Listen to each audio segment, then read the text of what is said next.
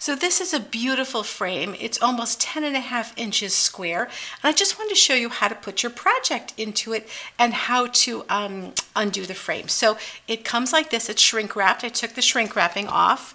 And then on the back, there are all these little tabs. And I've pulled all 8 of these little tabs up so that I can pull the backing off. And then there's a mat for a picture, and then there's instructions on how to take your piece apart, so you can always read that. And then there's the front panel, which is the plexiglass, and this has film on both sides, so you want to just carefully start with one of the corners and pull that back. And I recommend that you start with the other side at the same time. And what I'm trying to do is make certain that I don't get my fingerprints on here.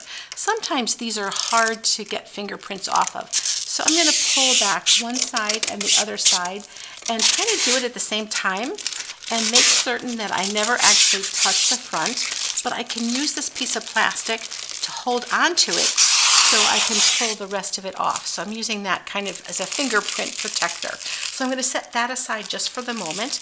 Then I want to show you the piece that's inside. There's the spacer, and this is a nice deep spacer.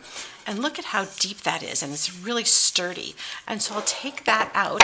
Then I'll carefully put in the plexiglass that goes in the front. So that gets dropped in there. And then the spacer goes back in. So there it goes back in like that. Now you're ready to put your project in. So take your project and just turn it upside down. Hopefully it's all dry by now. And pop that in there. Set your directions aside. Go ahead and put this mat in. That'll just give you a little bit more protection. And then put your easel back. If you want it, this is the bottom of the frame if you want it to be an easel back, and turn it this way if you want it to be for a wall hanging. So take that and then just push these little tabs all down like that. And there you are with your beautifully framed project.